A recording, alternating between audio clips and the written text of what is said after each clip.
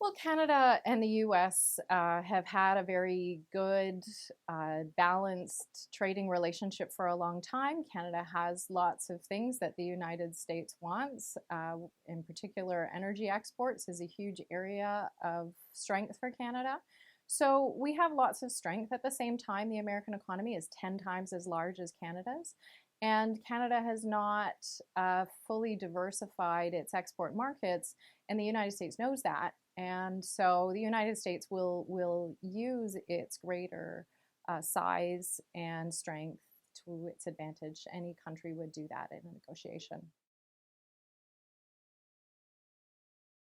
Well, the poll that Nick Nanos's group didn't actually ask if Canadians would support a trade war with the US. They asked if Canadians would support a trade war if America imposed tariffs against Canada. And my understanding is that 6 out of 10, so slightly over half of Canadians polled, would agree with that. So slightly more than half of Canadians would support retaliating if the United States were to impose tariffs against Canada.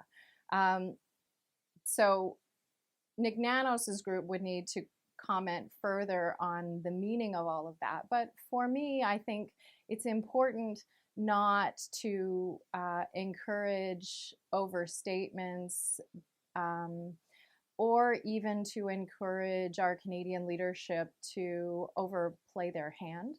So, of course, Canada would stand up for its interests if the United States were to take aggressive action against us.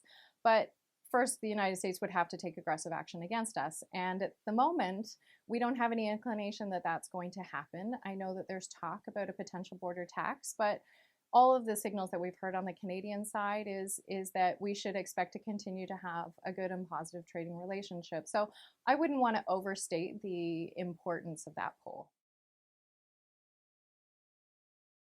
So I think that the Trump administration is interested in an America First approach. They've been clear about that.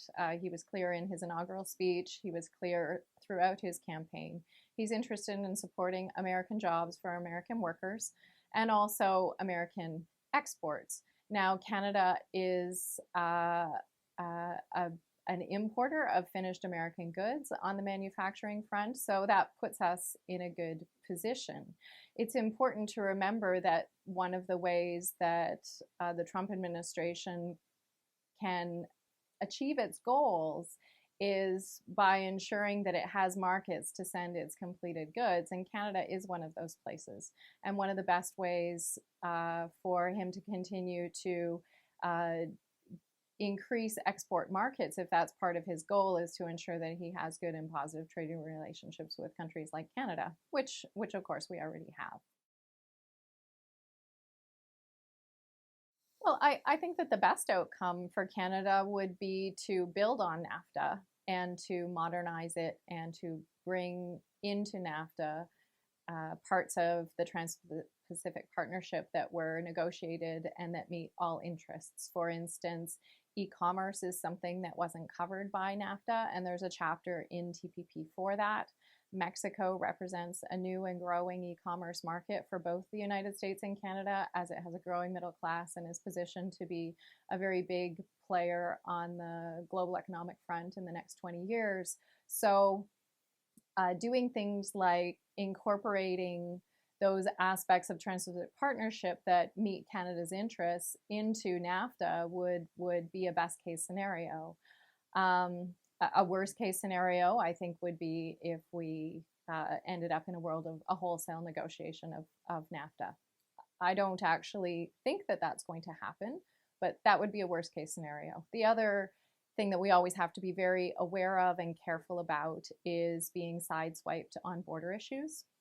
Because as I mentioned earlier, if the border becomes thicker, that has direct and immediate impacts on Canadian business. So I think those are the things that we really need to keep an eye on.